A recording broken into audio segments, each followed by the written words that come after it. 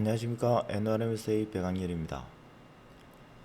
이번 시간에는 NCS의 Explicit Dynamics를 이용하여서 이 또아의 충격이 가해지는 충돌 시뮬레이션에 대해서 살펴보도록 하겠습니다. 해석 개요는 다음과 같습니다. 왼쪽 부분에 이제 또아가 있습니다. 또아는 기본적으로 좀 두께를 가지고 있는데 두께가 좀 얇기 때문에 저희가 미들 서피스를 이용해서 해석을 진행을 할 겁니다. 그리고 중력 가속도가 아랫방향으로 작용을 하게 되고, 그 다음에 임팩트 매스가 있습니다. 이 임팩트 매스는 보시는 좌표 축을 중심으로 해서 자유낙하를 하는, 일정한 질량을 가지고 자유낙하를 하는 해석이 되겠습니다. 그래서 이러한 해석을 진행하는 과정에 대해서 살펴보도록 하겠습니다. 먼저 해석을 진행하기 위해서 Explicit Dynamics를 다음과 같이 선택을 하고 지오메타리를 선택을 합니다. 저 같은 경우에는 지오메타리를 진행을 하고 이 커넥팅을 해서 실제로 해석을 진행했는데, 여러분들 같은 경우에는 그냥 Explicit Dynamics를 바로 가지고 와서 진행을 하셔도 됩니다.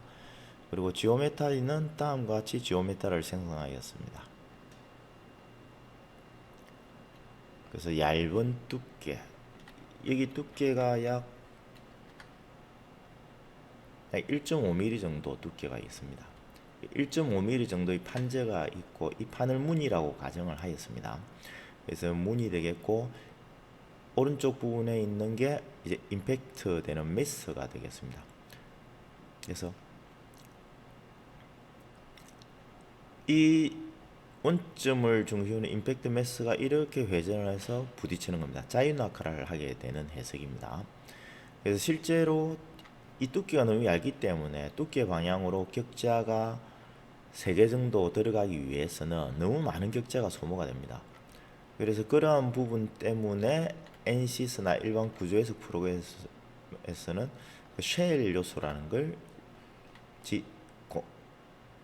셀 요소 기법을 적용을 하게 됩니다. 그래서 셀 요소 기법을 적용을 하기 위해서는 2차원 서피스가 들어와야 되는데, 그 2차원 서피스를 미들 서피스 기능으로 생성을 해주도록 합니다. 그래서 워크벤치로 프리페어로 가시게 되면 미들 서피스라는 게 있습니다. 미들 서피스를 선택을 하시고 이쪽 면을 선택을 하시고 한 번 더 면을 선택을 하시면 2개의 면이 선택이 됩니다. 그래서 이 2개의 면에 대해서 컴플리트를 누르시게 되면 다음과 같이 미들 서피스가 생성이 됩니다. 그래서 이 미들 서피스를 보게 되면 미들 서피스에 1.5mm라고 정해졌습니다. thickness가. 그래서 NCS 스페이스 클레임에서 모델링을 하여서 미들 서피스를 생성하게 되면 향후에 구조 해석으로 진행할 경우 저희가 셀 요소를 들고 가게 되면 두께를 지정해야 되는데, 이 두께를 워크벤치나 이 스페이스 클레임에서 설정이 되기 때문에 저희가 따로 지정을 하실 필요는 없습니다. 그렇지만 다른 프로그램에서 3D 프로그램에서 미들 서피스를 가져와서 해석을 진행할 경우에는 메시에서 지오메타리를 가보게 되면 이게 thickness에 1.5mm가 입력되지 않고 노란 박스가 뜨게 됩니다. 그러면 유저가 이 thickness를 입력을 해줘야 됩니다. 그래서 일일이 입력을 해줘야 되기 때문에 그런 부분에 대해서는 스페이스 클레임에서 작업을 해가지고 들고 가시게 되면 그런 부분들을 쉽게 해결하실 수가 있습니다. 지금 같은 경우에는 미들 서피스가 하나이기 때문에 간단하게 기억을 해서 들고 가실 수도 있겠지만은, 미들 서피스가 아주 많을 경우에는 모든 면에 대해서 두께가 다 다르다면 그 부분을 다 기억하기가 힘드시겠죠. 또는 일일이 수작업으로 입력을 해줘야 되기 때문에 좀 번거롭습니다. 그래서 다른 3D 프로그램에서 3D 모델링을 하셨다면 STP 파일로 가져오셔가지고 스페이스 클레임에서 오픈을 하신 후에 스페이스 클레임에서 미들 서피스 기능을 이용하여 미들 서피스를 생성하게 되면 아주 손쉽게 쉘 요소를 적용한 해석을 하실 수가 있습니다. 그리고 다 되었으면 이제 모델을 더블 클릭하여서 해석하기 위한 모델을 열도록 합니다. 그렇게 되면 처음에 지오메트릭이 들어가 있습니다. 그래서 미들 서피스가 되어 있고 그 다음에 GOM 임팩트라는 것이 있습니다. 그래서 미들 서피스 같은 경우에는 프라프티어스를 보시게 되면 약 매스가 22.2kg 정도가 됩니다. 이 두께는 1.5mm가 되겠죠. GOM은 약 29.984, 좀 30kg 정도 됩니다.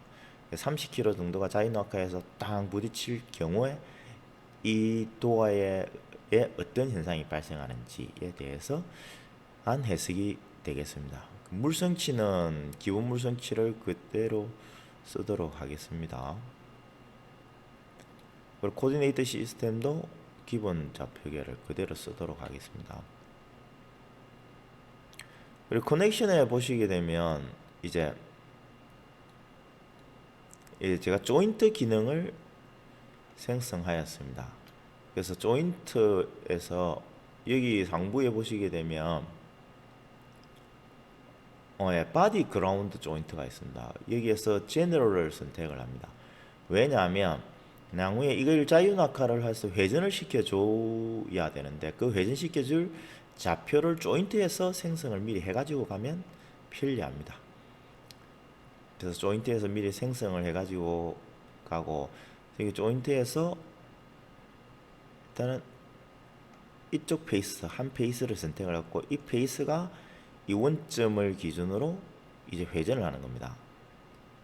그래서 이 트랜슬레이션은 다 제로로 두었습니다. 픽스로 두었습니다. 그러니까 X 방향, Y 방향, Z 방향으로 움직임은 없다고 가정하고 그리고 로테이션도 X 방향 축을 기준으로만 돌 수 있게끔.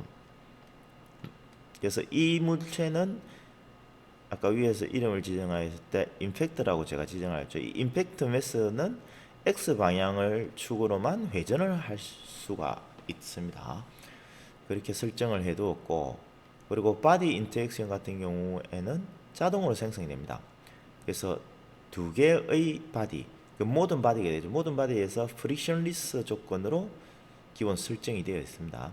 그래서 이 프릭션리스가 아니고 다른 걸로 바꾸시려면 뭐 프릭셔널이라든지 이런 부분으로 바꾸어 주시면 됩니다. 그래서 프릭션 코에피션트 등을 입력을 하시면 됩니다.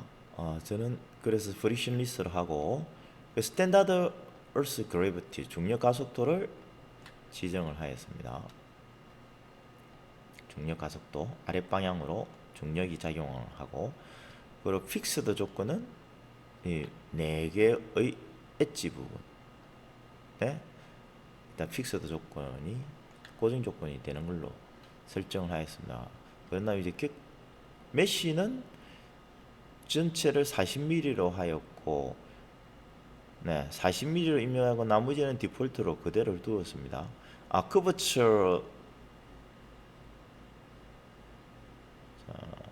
커버처 노멀 랭스 커버처 노멀 앵글이 되겠습니다. 이 커버처 노멀 앵글이라는 것은 이 원을 몇 등분을 할 거냐는 거다. 몇 도 간격으로 나눠줄 거냐는 겁니다. 18도 간격으로 나눠주는 것을 설정을 했습니다. 그래서 격자를 한번 보시게 되면 저희가 쉘 요소, 2차원 요소를 들고 왔지만은 격자는 1.5mm 두께만큼의 하나의 격자가 생성이 되었습니다. 그런 다음에 이제 해석을 진행을 하면 되겠습니다. 해석을 진행하면 해석되는 과정이 쭉 이렇게 나타납니다. 그래서 해석 과정 중에 중간중간 결과를 보고 싶으시면 디포메이션 플랫 트래커라는 게 있습니다. 또는 스트레스 플랫 트래커 이걸 하시게 되면 그때그때마다 필요할 때마다 업데이트를 하셔가지고 결과를 확인을 하실 수가 있습니다. 그래서 토탈 디포메이션을 보시면 되면 다음과 같이 토탈 디포메이션을 확인을 할 수가 있습니다. 한번 플레이 기능을 눌러서 살펴보도록 하겠습니다.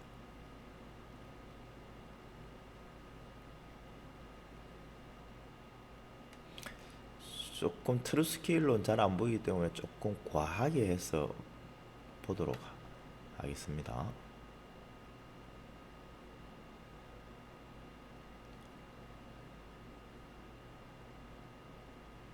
이렇게 하니까 더 이상하군요. 트루 스케일로 보도록 하겠습니다. 쭉 자유낙하를 내서 내려온 이후에 충격이 탕 가해지면 그때 1.5mm의 칠판이 어떻게 거동을 하는지에 대해서 한 해석을 확인을 하였습니다. 변형은 이렇게 확인을 하시면 되고, 이때 이퀴버런트 스트레스는 지금 빵 부딪힐 때 약 369메가파스칼이 최대로 발생을 하고 있네요.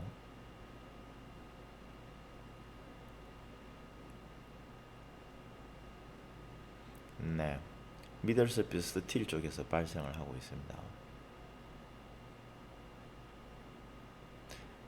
이 응력이 순간적으로 또 충돌될 때 발생하는 응력이기 때문에 실제 이퀴버런트 플라스틱 스트레인, 소성 변형에 따른 현상이 어떻게 되는지를 확인하면 소성 변형은 발생하지 않습니다.